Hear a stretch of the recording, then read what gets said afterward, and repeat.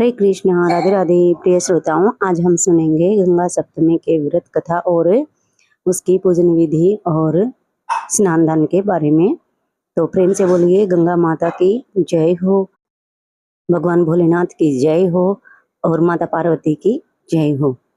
गंगा सप्तमी हिंदू धर्म का एक अत्यंत महत्वपूर्ण पर्व है जो वैशाख मास के शुक्ल पक्ष की सप्तमी तिथि को मनाया जाता है। इस दिन माँ गंगा का पृथ्वी पर पुनः प्रकट हुआ माना जाता है। इसे गंगा जयंती भी कहा जाता है। इस दिन श्रद्धा और भक्ति से गंगा स्नान, व्रत, पूजा और दान करने से सभी पापों का नाश होता है और मोक्ष की प्राप्ति हो। माना जाता है कि गंगा का अवतरण तो ज्येष्ठ मास की दशमी को हुआ था, लेकिन वैशाख शुक्ल सप्तमी को वे भगवान शिव की जटाओं से निकल पृथ्वी पर प्रकट हुई।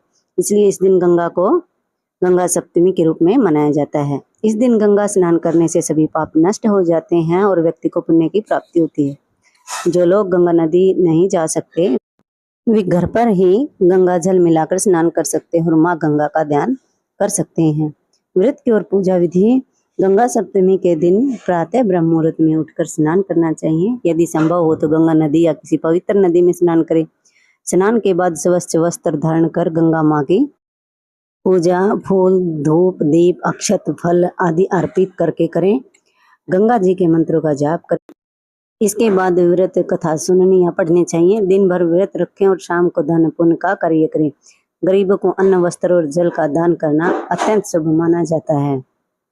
गंगा केवल एक नदी नहीं बल्कि एक देवी और मोक्षदायिनी शक्ति है। वे जीवन की शुद्धता, पवित्रता और आत्मा की मुक्ति का प्रतीक है।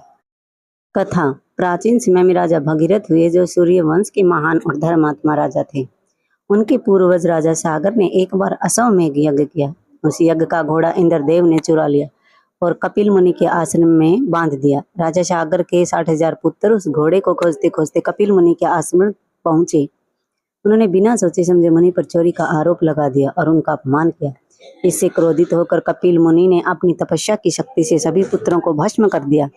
जब राजा सागर को यह समाचार मिला तो वे अत्यंत दुखी हुए। उन्होंने अपने पुत्र अंशुमान को भेजा जिन्होंने कपिल मुनि से क्षमा मांगी। उन्होंने बताया कि इन सब की मुक्ति तभी संभव है जब सौरभ की पवित्र नदी गंगा पृथ्वी पर आकर उनके अस्थि अवशेषों को स्पर्श करेगी। कई पीढ़ियों तक यह कार्य अधूरा ही रहा, परंतु राजा भगीरथ ने यह संकल्प लिया कि वे गंगा को पृथ्वी पर अवश्य लाएंगे। उन्होंने हिमालय पर जाकर कठोर तपस्या शुरू की। हजारों वर्षों तक तप करने के बाद माँ गंगा प्रकट हुई और भगीरथ से बोली, हे राजन, मैं पृथ्वी पर अवश्य आऊंगी, लेकिन मेरे वेग को कौन संभालेगा? यदि मैं सीधे पृथ्वी पर उतरूंगी तो सब कुछ नष्ट हो जाएगा।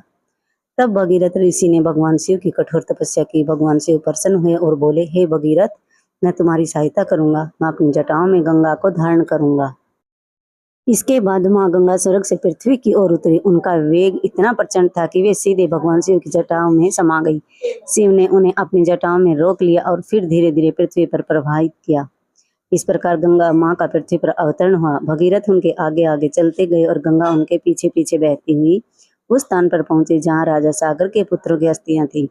जैसे ही गंगा जल ने उन अस्थियों को स्पर्श किया, सभी आत्माओं को मोक्ष प्राप्त हो गया। इस प्रकार भगीरथ ने अपने पूर्वजों को मुक्ति दिलाई और गंगा को पृथ्वी पर स्थापित किया। माँ गंगा की कृपा से जीवन में पवित्रता, समृद्धि और आध्यात्मिक उन्नति प्राप्ति होती है। इसलिए इस दिन पूरे मन से माँ गंगा की आराधना करनी चाहिए और उनके प्रति आभार व्यक्त करना चाहिए। तो प्रेम से बोलिए, हर हर गंगे, जय माँ गंगे। तो प्रिय श्रोताओं, अगर वीडियो अच्छी लगे तो लाइक करें, शेयर करें और कमेंट में हर हर गंगे जरूर लिखें। चैनल पर नए हैं तो चैनल को सब्सक्राइब करें। तो मिलते हैं अगली कथा कहानी के साथ। तब तक के लिए हरे कृष्णा, राधे राधे।